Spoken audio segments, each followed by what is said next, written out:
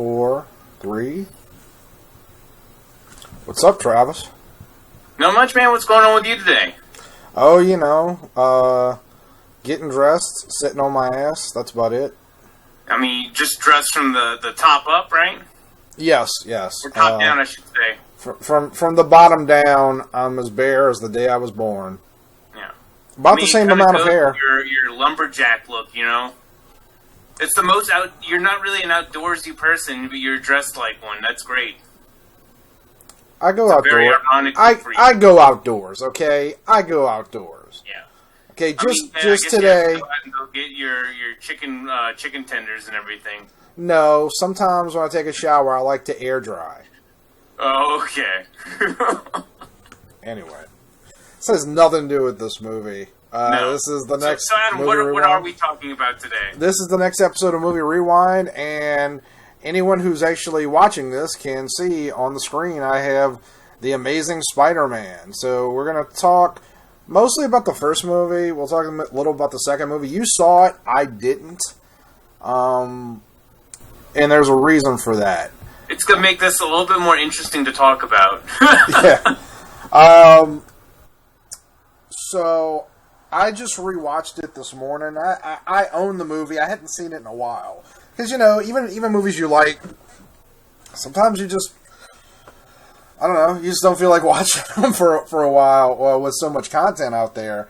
And look, and I know this movie, a lot of people don't care for it. And I'm going to be honest with you, I don't know why. Upon rewatching this movie, and bearing in mind I haven't rewatched the Raimi films in a while, but we'll get to the Raimi films when we get to them. This is, of the live-action Spider-Man films, this one's actually my favorite, the first Amazing Spider-Man.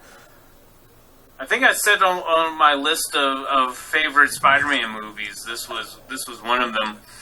And I think Andrew Garfield, and probably Tom Holland too, but I think Andrew Garfield is probably a better representation of like a version of Peter Parker.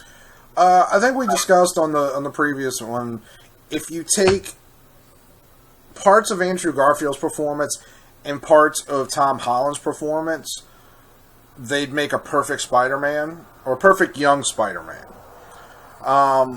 The only thing that I don't like about Andrew Garfield's performance, and it's kind of just based on the universe that this script lives in, is that it is a little too dark. Tom Holland actually isn't a great Peter Parker. He's a pretty damn good Spider-Man. He's not a great Peter Parker because he's a little too goofy. Like he comes off a little like your annoying kid brother, but he does have that. That's the Marvel house style at the moment, if I was to use that phrase. But I like the fun elements of Tom Holland's performance, and there's some fun here towards the middle of the movie, right after he officially becomes Spider-Man. Yeah. Let me rephrase it, after he officially gets the costume. Because there's kind of phases in this movie as he comes along. But some of it, this movie's, you mentioned, you think this movie's probably very influenced by The Dark Knight? Yeah, or Batman Begins, because it's a shade darker than, say, the Raimi movies. Mm-hmm. I agree, and that's probably a studio decision. But some of that's appropriate. Like, I think the good thing about the Homecoming movies was they decided to skip the origin. Like, it's kind of an origin story with Homecoming, but not really. This one, they're starting fresh. They reinterpret the origin a little bit, in actually ways that I like. Yeah. But because it's an origin story, like, he's gonna be a little angsty. Like, you can't have your father die. So this movie, he has like 3 father figures kind of die, depending on your perspective, or two die and 1 gets captured. But you can't have that happen and you just be like happy-go-lucky. So it is appropriate. And I think kind of start things off of what things I like in this movie is the way Andrew Garfield plays the character. Mm-hmm. I like this as an origin movie because you were talking about how his origin is set up. So him getting bit by the spider, him building his own web shooters, Mm-hmm. and even slowly putting together his own costume. Because when they do kind of a montage, they originally show him kind of just slapping one together like it was just a ski mask. Yeah, it's one of those unibody masks that people were wearing for a while. Yeah. And then he just put sunglasses over it. Yeah, and then he got to the point where he made his own suit out of different spandex, which I had a weird thing because he was going through like a screen looking at like spandex stuff, and he's like nothing but spandex. And whenever I heard that line, it made me think of, you remember the Nutty Professor from the 90s, and it was like with Eddie Murphy.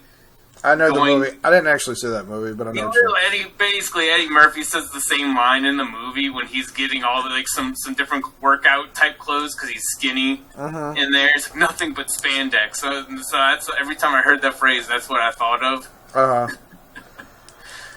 But going forward, he makes his own whole costume, and it's really kind of cool that they explain how the web works.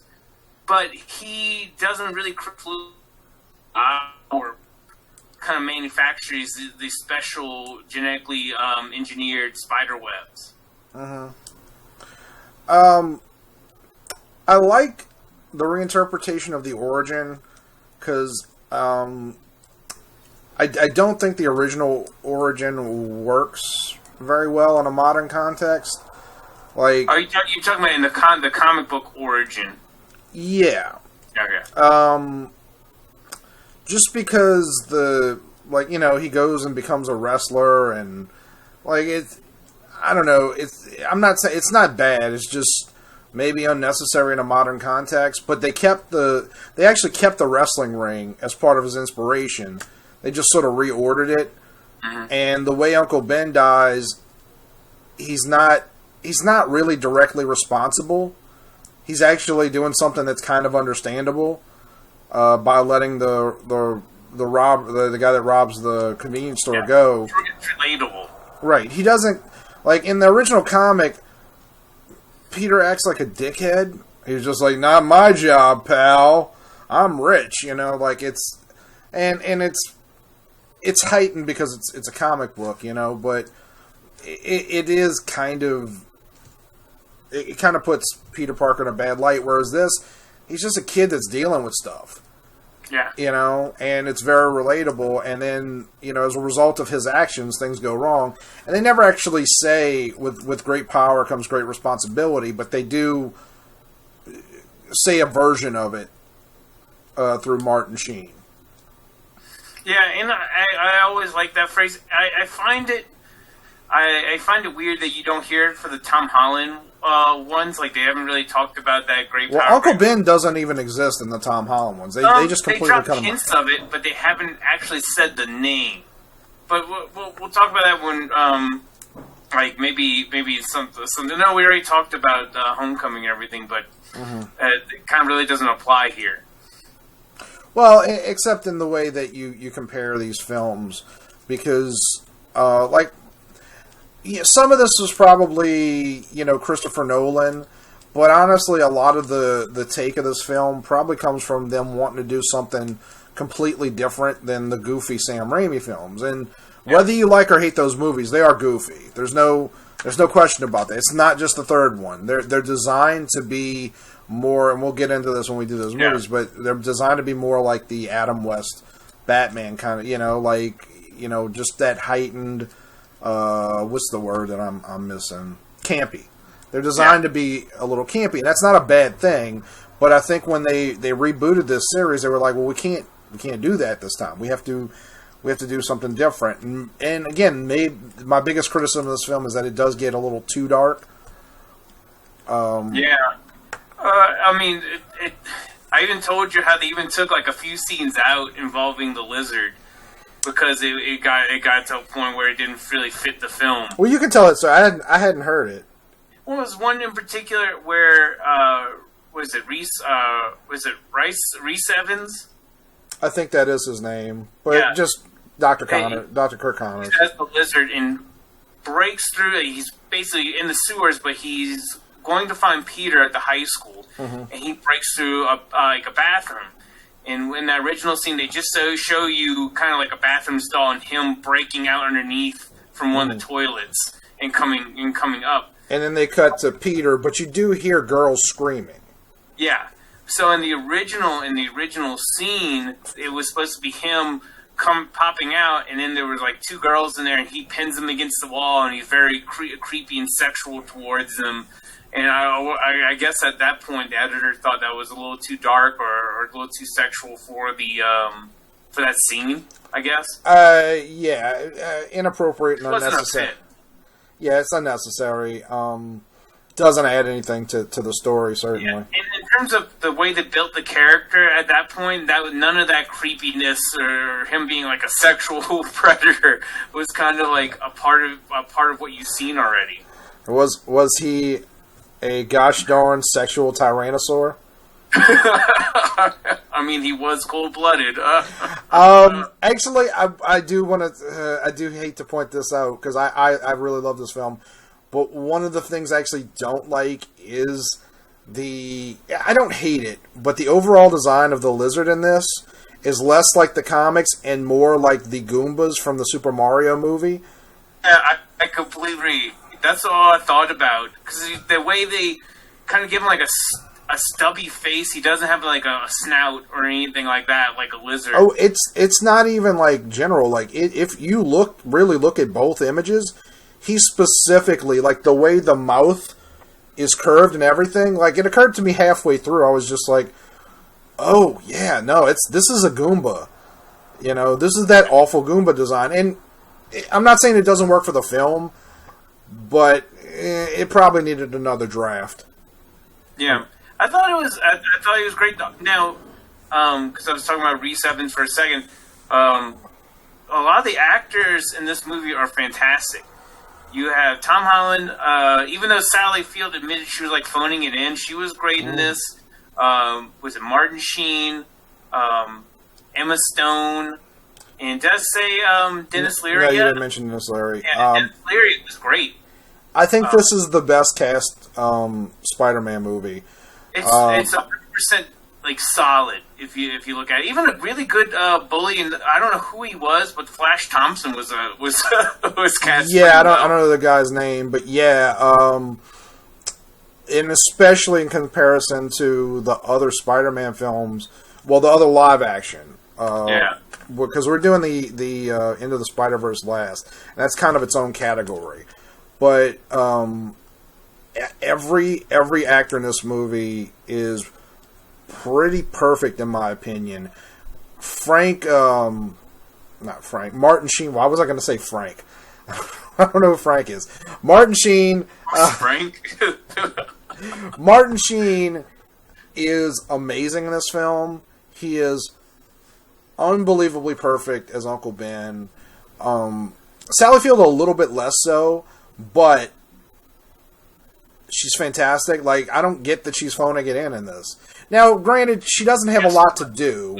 Just admit it. She's just good. Right. Like, she doesn't have a lot to do, but she's also Aunt May, and there's so much going on in this film, it's kind of hard to give her a lot to do, because you can't give Aunt May precedence over Uncle Ben in the Spider-Man origin. You just can't.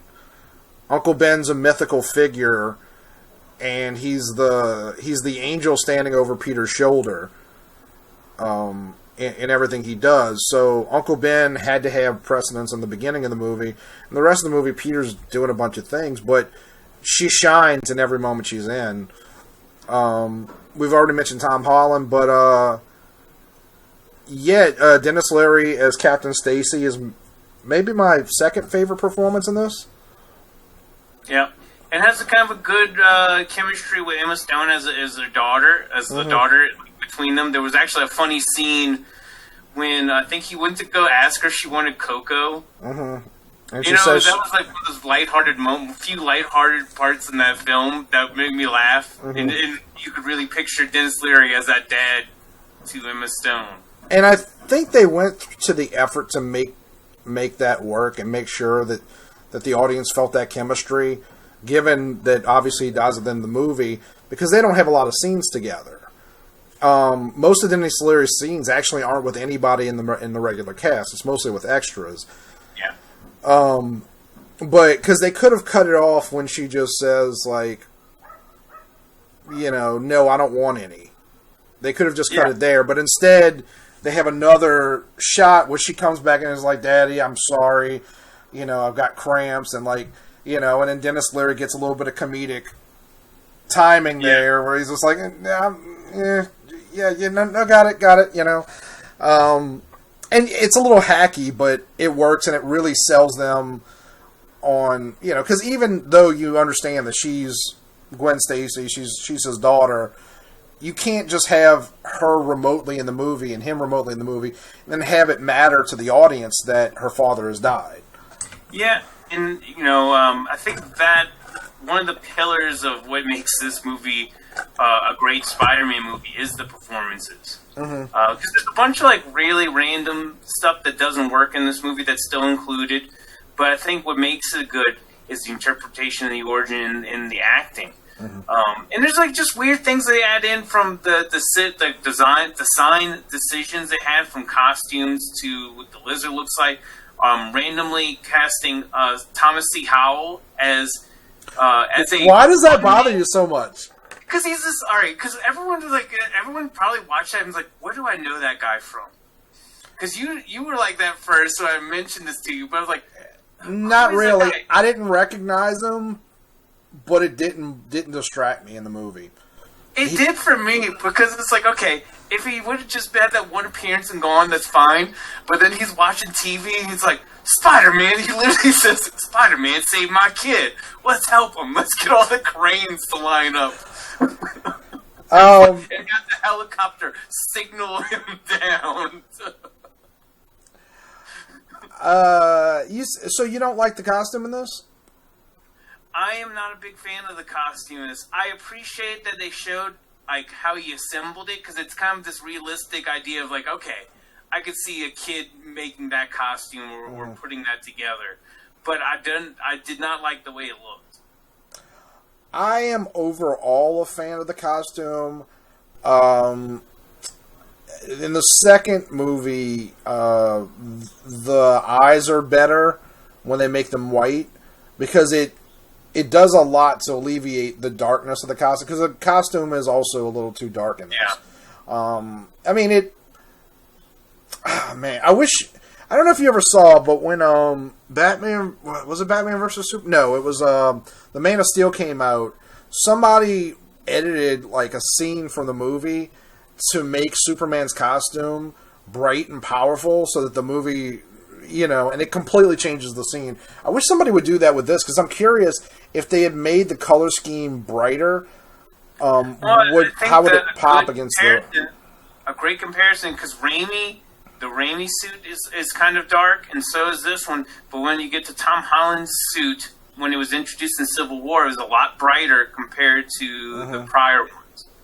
And I think that kind of sets even the mood for the character, for Tom Holland's Spider-Man as well. I agree, but most of that movie, and most of the Raimi movies take place in daylight.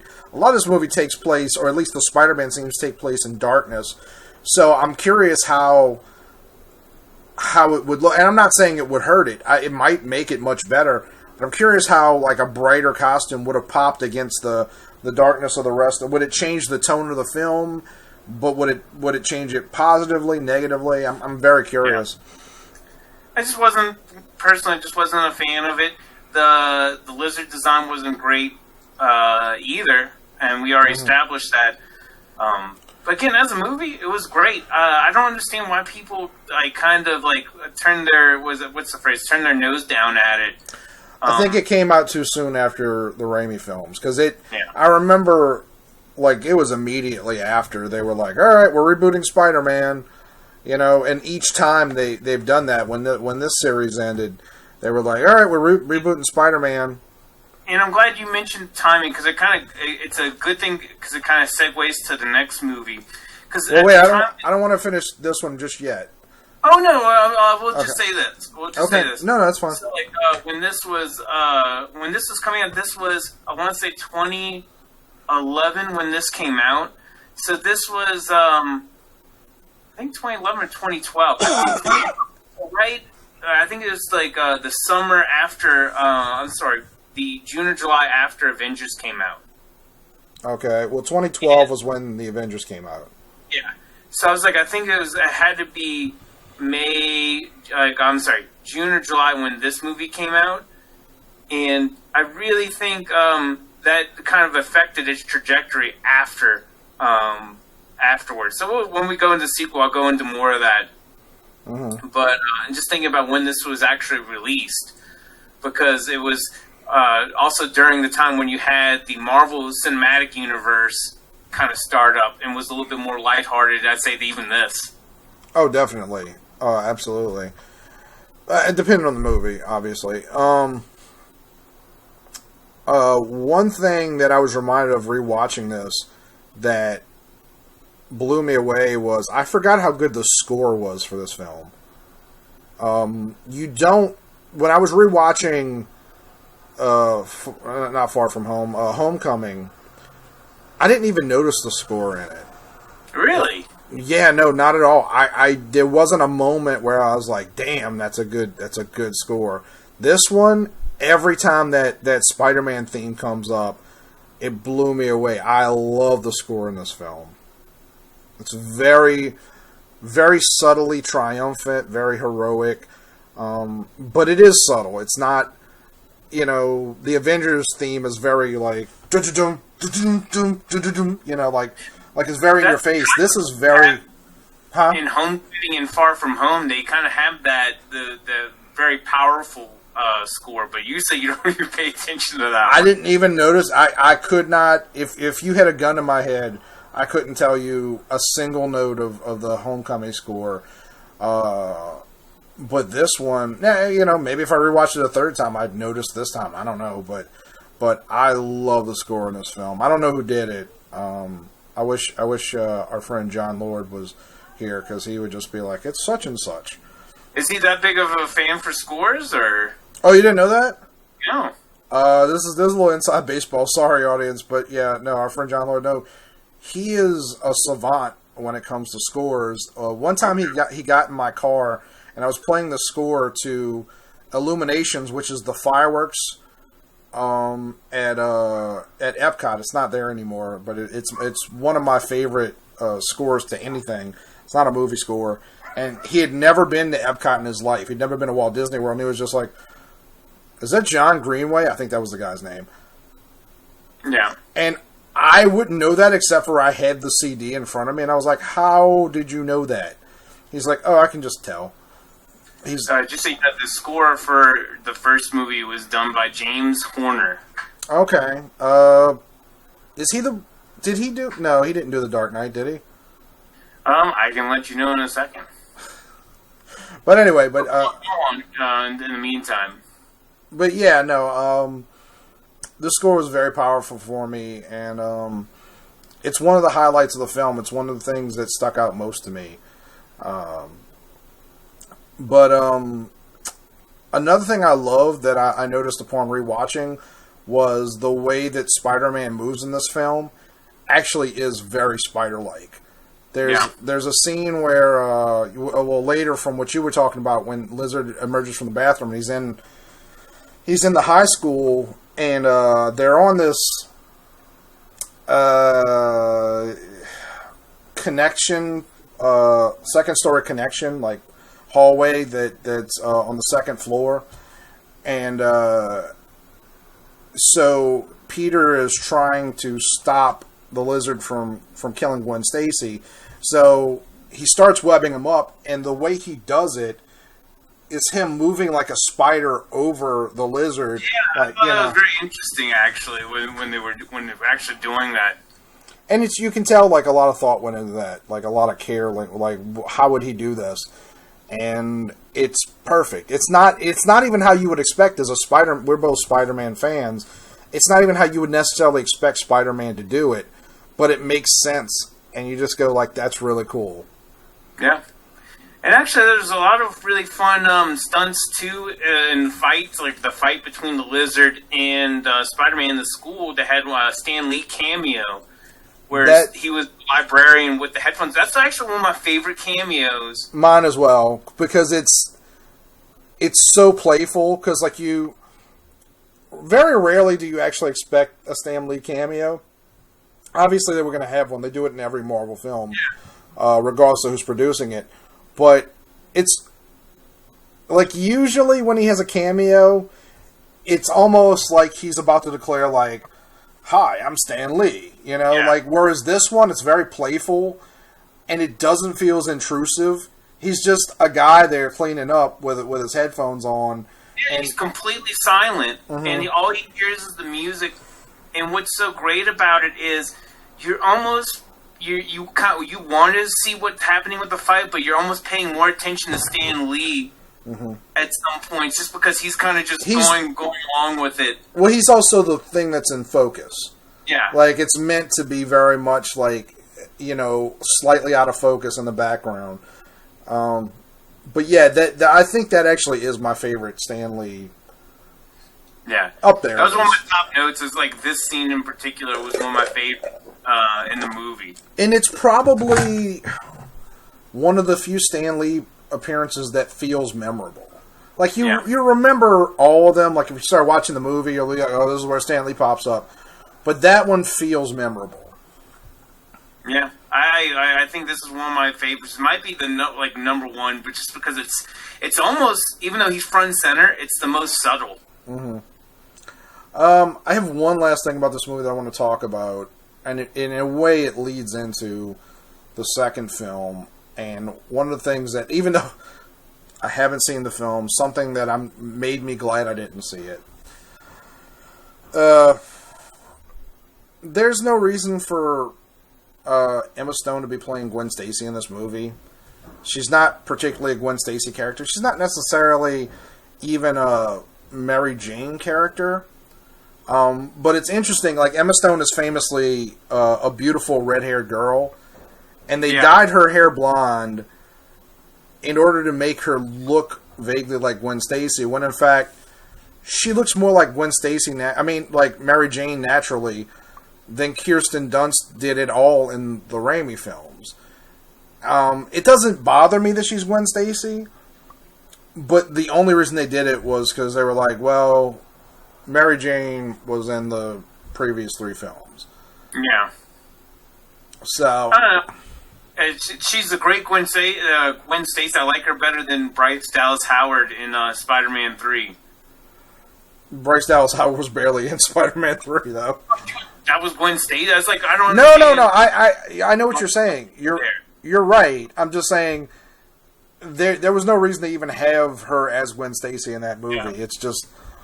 But that leads me into, so you had mentioned, and you can talk about this a little bit, like you liked that they killed Captain Stacy in this movie. Yeah.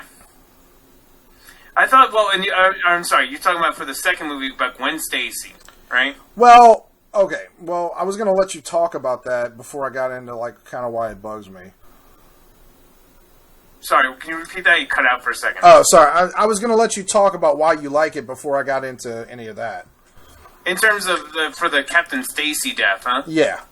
Okay, I mean, it sets up. It's almost like you actually joked about it. It's like another father figure leaving him, and it kind of sets up of why his secret identity is important and why he should probably keep Gwen out of it, and kind of foreshadows that could impact her, in terms of her death. And I thought that was great. And again, because it's Dennis Leary, he was doing so well, it was very impactful at the end, and was a really good end note for that movie.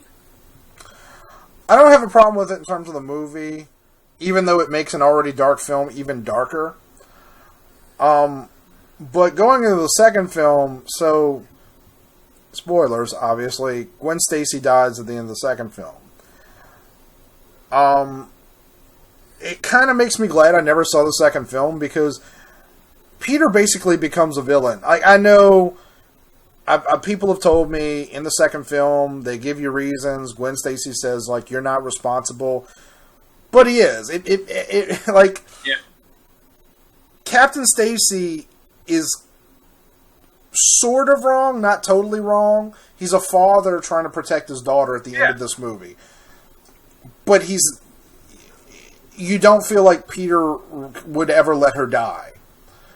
But when she dies in the second film, he becomes right, and Peter becomes a piece of garbage. Not a piece of garbage. That's a bad. But he is responsible for her death. Yeah. Well, the thing in the comic books, when Gwen Stacy dies, it was all that question was she dead already before Green Goblin had let her go, or was it the recoil or whiplash of him using his weapon? Right. And in the movie, it's clearly because of his web. You hear the snap when she like it's like the Zod Superman Man of Steel snap. But you don't like Zod, and you do like Gwen. Yeah. And the thing is, what I was mentioning about with Captain Stacy dying, he lays out why it's important. He does, like I said, foreshadow the death, but he kind of lays out why it's important. And you would think, like Peter, because after his uncle passes and Captain Stacy, it should show that he should be more responsible for his actions going into the second movie. And obviously, that doesn't stick. And it's a movie after all, and they wanted this to happen, so they're going to write it that way, right? So I will say, I never saw the Amazing Spider-Man 2, and I purposely didn't see it. And I remember thinking at the time, like, because a lot of people didn't like this movie when it came out. They only made a second one because it made a decent amount of money. I don't know how much, but obviously made enough for them to warrant a second film. And I remember saying, like, if I don't want to see this film, you've made a huge mistake. Yeah. And you would think Sony would learn from their mistakes. Because Spider-Man 3, I know we're jumping the gun, but there's so much extra things added that I think the studio wanted, or they thought the fans wanted, and they added a bunch in there. And when this movie came out, and I mentioned earlier that the first one was right after Avengers.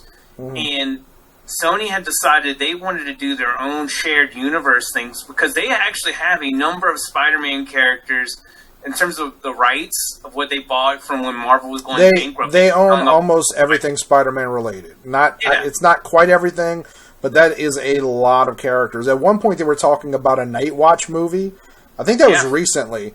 And if you don't know who Night Watch is and you're watching this, don't be bothered. No one does but me and a handful of people. But Night Watch was actually, just very quickly, because it's kind of funny, when Todd McFarlane left Spider-Man, clearly he designed the Spawn costume to have certain inflections of Spider-Man. So Marvel created a character in Spider-Man called Night Watch that was a total ripoff of Spawn. Yeah. But it wasn't like a supernatural character, though. That's the... Wasn't it? Yeah, I remember his cape. His cape was basically alive. That's all I remember about it. But they definitely want to make that movie, and I mean, it still shows they're still trying to make like a shared Spider-Man universe things without Spider-Man in it. But anyway, they really pumped the gas for this because it's like, okay, let's introduce a bunch of villains because we want to set up the Sinister Six. Let's throw Harry Osborn in there. What about Norman Osborn? It's like, okay, let's just skip the... Thanks for cursing. Oh, you're going to have to edit that out, huh? I probably won't. It was one curse word. If they take it down, they take it down. Sorry about that. No, that's fine. No, you're right. They didn't even introduce, or there's no subtlety for this one. They introduced characters that don't need to be introduced right away because it's almost like they took a version of the second movie and whatever Amazing Spider-Man 3 would have been and merged it into one. And you have these villains who have outrageous or silly motivations that don't make any sense. Max Dillon, Electro, is portrayed as this kind of like this really weird guy, and he's lonely, and he's kind of messed up in the head and delusional. He's clearly like an audience member. He's clearly like a fanboy. Yeah, but they don't really explain that, or why he wants to hate on Spider-Man by the end of it. He thinks everyone's trying to get him, and then he ends up teaming up with Harry, and it just doesn't. A lot of the movie doesn't make sense. You still get some great acting out of Tom Holland and Emma Stone. So yeah, you find out. Well, not Tom Holland, but Andrew Garfield. Oh no, sorry. Andrew Garfield. Thank you, Andrew Garfield. You find out that like Peter Parker has known Harry Osborn his whole life, which is from the comics, but doesn't make sense in the context of the previous film, where Peter had to sneak into Oscorp. Exactly. That makes no sense. Again, it's just they wanted to cram this character in, and that was the easiest thing they could do. And particularly when you have a villain like Electro, that's more than enough villain for one movie. Yeah. Oh, and we're not really forgetting one, but there's the Rhino was thrown in for no reason. Mm-hmm. For laughs. Giamatti, and what a waste of an actor there. I'm sure that's all Paul Giamatti wanted to do, though, was like make a good chunk of money, show up on set for 2 days, and have like a CGI harness put on him or whatever. Yeah, again, I actually like the idea of the Rhino for being the mechanical suit. I think it's like the ultimate version, right? Almost being like a mechanical exosuit. Yes, yeah, no, it's from that. I thought that was cool. What design-wise was great. The suit looks better in this one. However, just in terms of story, you just get crazy amount of story. I didn't like Jamie Foxx in this. I thought he was overacting a little bit. And what's his name? Dane DeHaan? Yeah. And he kind of just fell flat for me. It just wasn't a good movie. It didn't make a lot of sense, these choices, because all these choices were just to press the gas down so that they can get to a shared universe. Because as soon as this came out, they were already talking about doing a Sinister Six movie, which they set up at the end of the movie, and doing a Venom movie, which made no sense to kind of do it that fast. And the reason the Marvel movies were so successful is they really did take the time originally to get to the Avengers. So this is probably a good time to talk about this. I don't know if I've ever talked about this on camera. I certainly have on this channel. I haven't, rather, on this channel. So, since 2001, Hollywood has had this perspective on superhero films where they basically were like, it's making an amazing amount of money right now. This isn't going to last. Buy everything you can. Put everything out as soon as you can. Don't waste time. Don't spend a lot of time on scripts. Just hire big actors, do big movies, make money, because this is going to crash. That's been 20 years now. And to a degree, I think they've kind of lessened this, but if they have, it's recently. They still kind of believe that. That's why when you look at the DC movies, they were like, they didn't want to take their time. They were just like, Justice League immediately. Just who cares? Just put it out. Same problem, yeah. And so when Marvel did this shared universe thing, again, 10 years after these people were saying the movies were gonna bomb within 2 or 3 years, they were like, all right, we got a renewed interest. Okay, got to capitalize on this. What are they doing? And the way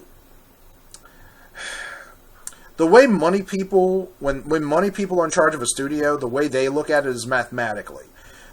If you look at something like Guardians of the Galaxy, that when that came out, it was a massive shock to even Guardians of the Galaxy fans like myself. It was a massive shock that movie was successful and good. But the money people were like, we can do that. What do we have coming out? Suicide Squad. Turn that into Guardians of the Galaxy. I think a good example is look at what Universal tried to do with their Dark Universe for their horror movies. Yeah, everybody said, okay, what are the Marvel movies doing? They're doing a shared universe. That means we need to do a shared universe, and that's how you make money.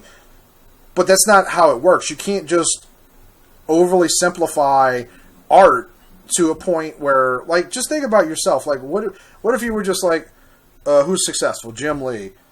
Okay, let me just examine Jim Lee's art and just, that kind of happened during the 90s. You joke about it, but you have a lot of clones of people. But some of that was because those people hired people to draw like them. Yeah. To a degree. But I'm saying, okay, well, better example. What if you were like, I really like Todd McFarlane. I'm going to draw everybody's eyes big now. Would that work for your art? Art's not that simple, you know? But yeah, no, you're right. They wanted to do a shared universe. They still want to do, well, it's funny. They went through phases. So they were wanting to do a shared universe until they got with Marvel and they were like, all right, I guess we don't need to do this anymore.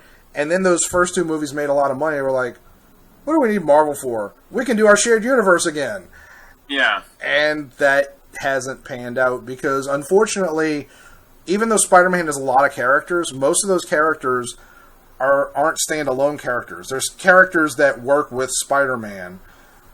But the only one that I heard that I was like, this could work was the Silver Sable Black Cat movie that they were going to put out.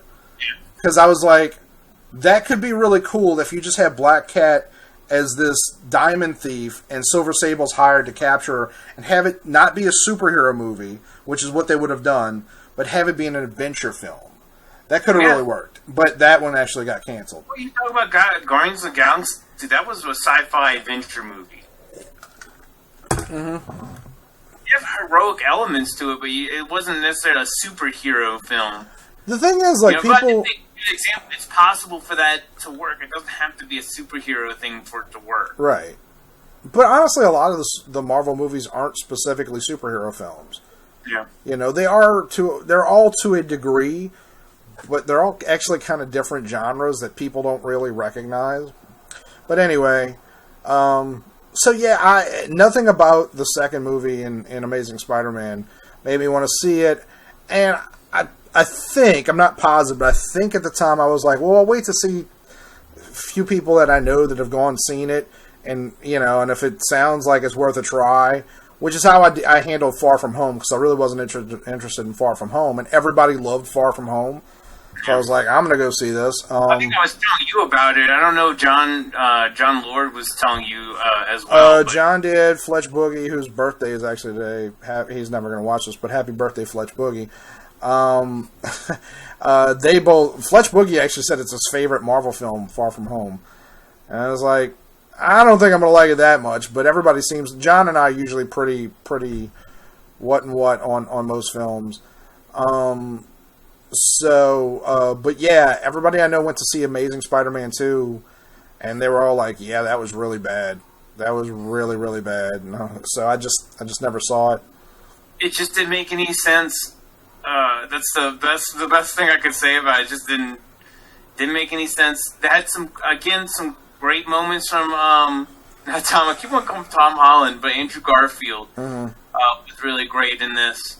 It's funny. The two of them first of all, they're both British kids. Secondly, the two of them have a very similar energy in real life. Mm-hmm. Although obviously Andrew Garfield is much older than Tom Holland. Yeah, I think he's like 6 or 7 years old. I'm guessing anyway. So, any other thoughts on these films? Amazing Spider-Man 2 is kind of a non sequitur. Like, it's in terms of the Spider-Man Pantheon. Even though I'm not a fan of the original Spider-Man 2, this is probably the worst Spider-Man film ever made on a big budget.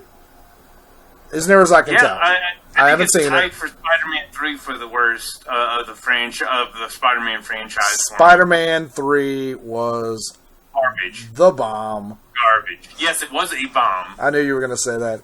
I set you up for it. Anyway. But, and to end it for me, I said in the first one, it's like, yeah, you had some silly stuff, but you had some really good stuff, like, the acting, and I mentioned the origin.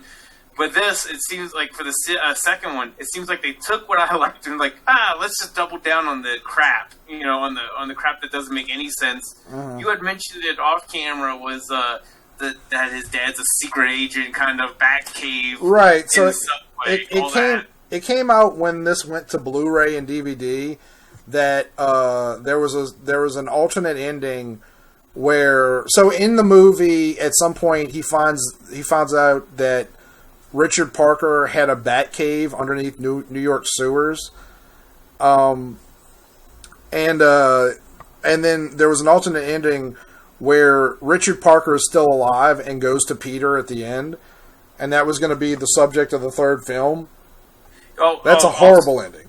Apparently, for the third movie, they were going to bring back Gwen Stacy, but as Spider-Gwen, and she was going to be a clone of the original Gwen Stacy. That was going to be what that movie was going to happen. Did Spider-Gwen exist around that time? Around that time, I think that information came out during the Sony leaks. Remember that? I know what you're talking about. Yeah, she was out around that time. Yeah. Okay. I did want to mention one thing I forgot from the first film. It's one of the hokiest moments in the film, but right before the final battle at Oscorp, your boy, your favorite actor, C. Thomas Howell, comes out of nowhere and he's like, "Spider-Man's in danger. Let's rev up the engines on those cranes," and they line up the cranes so that he can have a heroic moment because he's been shot by a police officer and he's limping. Yeah. And he literally says, all he does is he's watching TV. He goes, "That guy saved my son." He says more than that. He's like, "Get Johnny on the phone. Get all the boys." Wait, Johnny. I don't know. It was somebody. He's like, Spider-Man needs our help. So it's really hokey, but I love that moment in the film. The score swells, and even though he's limping, he runs off the building, and C. Thomas Howell catches him with his crane, and you get a nice shot. Oh, also, cinematography in this film was pretty excellent. Yeah, there's a couple things I forgot. I really like Amazing Spider-Man. Write out a list. I should have. I really like Amazing Spider-Man, so this is what I'll end it on. Cinematography, there's moments that the cinematography is kind of so-so, but they really tried some ambitious stuff with this. One of my favorite shots was the introduction of the final suit, because I don't know if you remember this, but it's not a direct shot. It's him. It's a POV shot of him going towards a building, and he catches himself, and it's the reflection of him. And I was like, obviously it's CGI. That's a really cool shot. And there's very creative. Right. It was creative. And there's a lot of kind of freeze frame Spider-Man comic moments of him swinging. There's some really cool stuff in this movie. I encourage people, if you didn't like it the first time, maybe you'll disagree, and you're welcome to disagree with either of us. You're welcome to tell me I'm an idiot for talking bad about Amazing Spider-Man 2, considering I only know it through clips and... Yeah, that's why I was like, are we really going to talk about it? And you hadn't said about it, because it doesn't Dude, make sense. Why do you keep cursing? That was I have a more foul mouth than you, and I am able to keep it clean the whole time. What is wrong with you? Yeah. It's easy, right? I'm going to text your wife and ask her to whip your behind. See? I didn't even say the word. To it. She probably beats you all the time anyway. I know how harsh those Asian chicks can be. And on that note, this is where we'll end.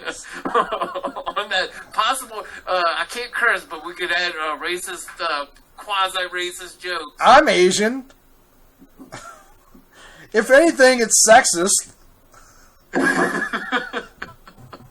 On that note. All right. So, the next movie rewind, we might take a break and do a different movie series. But the next... You want to do a superhero thing, or you want to go for something else? Let's do something else. Maybe like an Indiana Jones. We'll figure it out. But the next movie rewind on Spider-Man we're going to do is the Raimi films. And then we will do Into the Spider-Verse last. Okay, sounds good. Thank you if you've been watching this. I'm actually going to try and put this out today. Yeah, thanks for watching. Please, if you can, hit the subscribe button, like the video. Oh, and Travis, did you put out a new video today? That came out this afternoon, but so I have a YouTube channel. Still don't have a custom URL, but you can search Travis Hymel, or you could search Draw a Card. And my last name is spelled Hymel.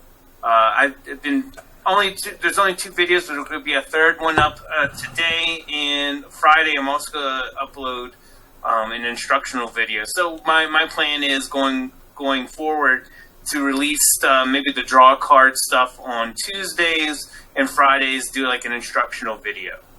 So the draw a card thing, the nice thing about that is if you like comic book art, not necessarily even comic books, but if you like comic book art, you can actually watch an artist break down how, because even though you're drawing sketch cards, you're actually doing it on a full-size sheet, so it's literally you breaking down like a splash page. Splash page, if you don't know, means a single image in a comic book page, or there's a double splash, which will be 2 pages connecting. But the video is sped up, obviously, when you do watch it. But I do talk about certain things I'm using and what and actually going forward for the newer videos that are going to come out. Talk about the different tools and pens I'm using in there to kind of be a little bit more specific about how I'm creating it.